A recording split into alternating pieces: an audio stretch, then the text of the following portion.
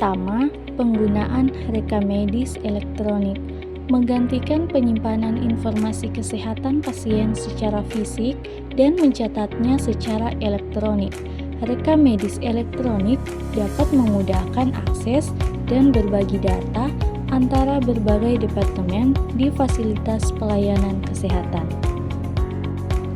Kedua, sistem pelaporan dan analisis data menggunakan sistem informasi untuk mengumpulkan analisis dan melaporkan data kesehatan pasien serta kinerja fasilitas pelayanan kesehatan secara keseluruhan. Hal ini dapat memungkinkan evaluasi kualitas pelayanan, membuat keputusan berdasarkan bukti, serta meningkatkan efektivitas dan efisiensi operasional.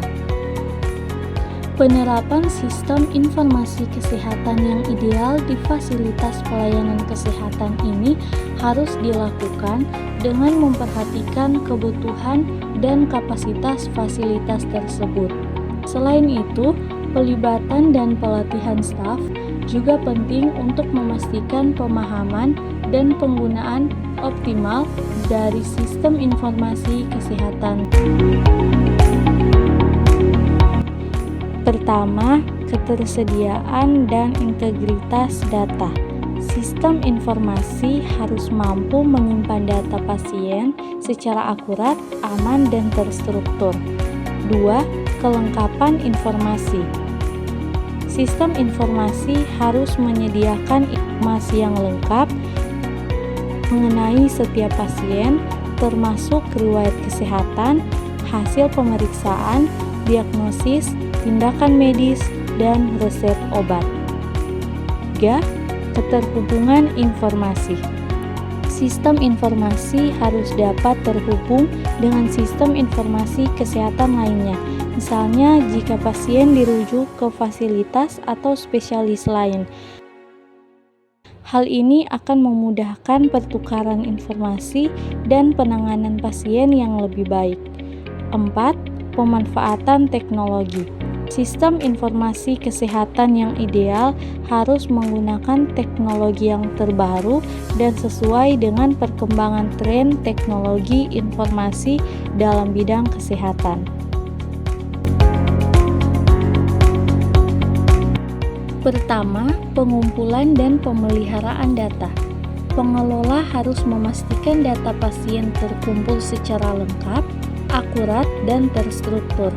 Mereka juga harus memastikan keamanan dan kerahasiaan data, serta memeriksa dan memperbarui data secara berkala.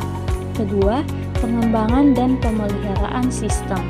Pengelola harus memastikan sistem informasi kesehatan selalu diperbarui dan ditingkatkan agar sesuai dengan kebutuhan dan perkembangan teknologi informasi dalam bidang kesehatan. Mereka juga harus memastikan sistem berfungsi dengan baik dan mendukung operasional pelayanan kesehatan. Ketiga, pelatihan dan dukungan pengguna. Pengelola harus melakukan pelatihan terhadap pengguna sistem informasi kesehatan, memastikan mereka memahami cara menggunakan sistem dengan benar. Pengelola juga harus memberikan dukungan teknis jika terdapat masalah. Keempat, keamanan dan kerahasiaan data. Pengelola harus menjaga keamanan dan kerahasiaan data pasien dengan menerapkan langkah-langkah keamanan seperti penggunaan password, enkripsi data, dan otorisasi akses terhadap data.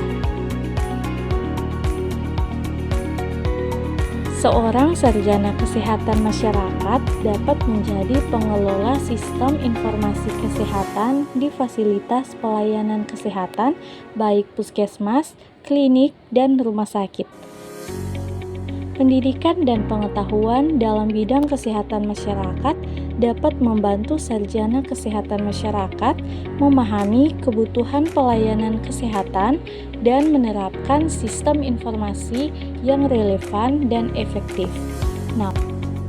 Namun, seorang pengelola sistem informasi kesehatan juga memiliki pengetahuan dan keterampilan dalam teknologi, informasi, dan manajemen sistem.